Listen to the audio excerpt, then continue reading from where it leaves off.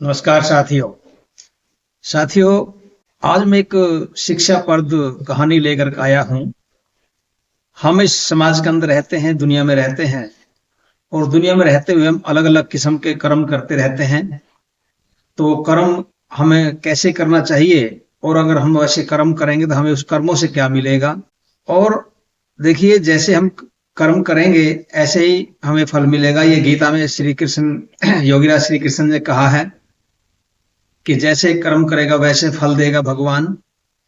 तो बात गीता का ज्ञान है ये, और गीता के अंदर ये दिया हुआ है श्री कृष्ण ने। इसलिए हमें कर्म भी ऐसा करना चाहिए कि जो कर्म हम करें वही हमें ऐसा अच्छा फल मिले। अच्छा कर्म करेंगे हम अच्छा फल देंगे, मिलेगा। और अगर गलत कर्म करेंगे तो गलत ही फल मिलेगा। हम बोलते रहते हैं अपनी किस्मत को, हम बोलते रहते हैं अपने भाग्य में हमारे क्या है, किस्मत में क्या है। किस्मत और भाग्य कुछ नहीं है। किस्मत और भाग्य तो हमारे कर्म होते हैं, और जैसा हम कर्म करेंगे वैसा हमें मिलता है। और ये कर्म जन्मों जन्मांतर जितने भी हम जन्म होंगे हमारे, उन जन्मों के हिसाब से मिलता है हमको। अभी भी आज भी जो हम इस जीवन के अंदर है, मानव जीवन के अंदर है, तो अपने कर्मों के हिसाब से हैं। तो हमें कर्म हमेशा अपने अच्छे रखने चाहिए, और जैसा हम कर्म करेंगे वैसे हमें फल मिलेगा। इसका एक उदाहरण मैं देता हूं आपको। आपने एक कहानी सुनी भी होगी, लोमड़ी और सारस की। लोमड़ी और सारस की कहानी में हमें शिक्षा मिलती है कि हम जिसके साथ जैसा व्यवहार करते हैं वही व्यवहार हमारे साथ भी होगा।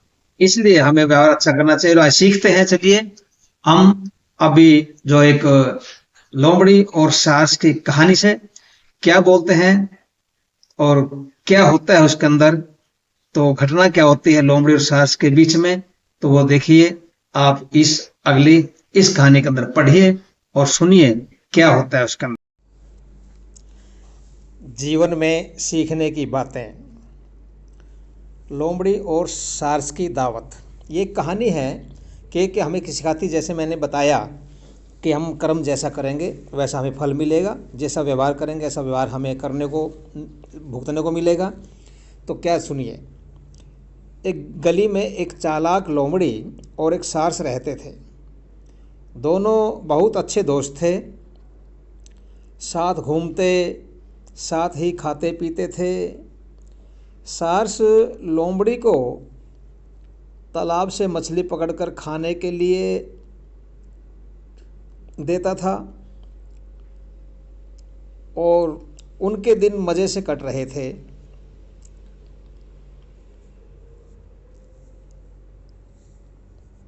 बड़े प्यार से रहते थे वो, और बड़े मज़े से रह रहे थे।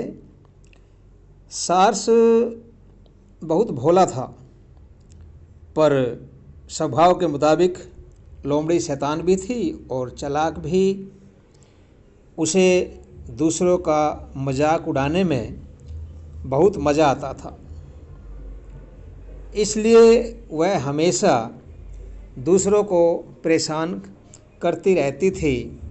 क्यों आदत थी, चालाक थी, और लोमड़ी वैसे भी शैतान होती है। एक दिन लोमड़ी ने सोचा कि क्यों ना इस भोले से सारस का भी मजाक उड़ाया जाए। उसने सारस को अपने घर दावत पर बुलाया और जानबूझकर खीर एक प्लेट में परोस दी। उसे पता था कि सारस प्लेट में खीर को नहीं खा पाएगा, क्योंकि चोंच लंबी होती है और थाली में उतना नहीं आएगा, क्योंकि उसकी लंबी चोंच है। उसे इस तरह परेशान देख लोमड़ी मन ही मन बहुत खुश हुई और झूठी चिंता दिखाते हुए सारस से पूछने लगी, क्या बात है दोस्त, खीर पसंद नहीं आई? जल्द ही लोमड़ी अपनी पूरी खीर चट कर गई और बेचारा सारस मन ही मन गुस्से और अपमान का घूंट पीकर रह गया।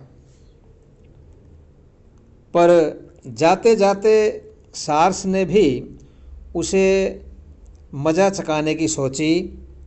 अब क्यों, बदले की भावना सभी जीवों के अंदर होती है, तो सारस ने भी बदला लेने की ठान ली मन में। और क्या होता है आगे देखिए। कुछ दिन बाद उसने भी लोमड़ी को अपने घर पर दावत पर बुलाया और उसने भी खीर बनाई। सारस ने 2 सुराही में खीर परोस दी। अब यहाँ पर लोमड़ी ने थाली में दिया था कि उसकी चोंच लंबी थी, लेकिन यहाँ पर खीर किसने भी दे दी, सुराही में, और लोमड़ी को खाने को कहा।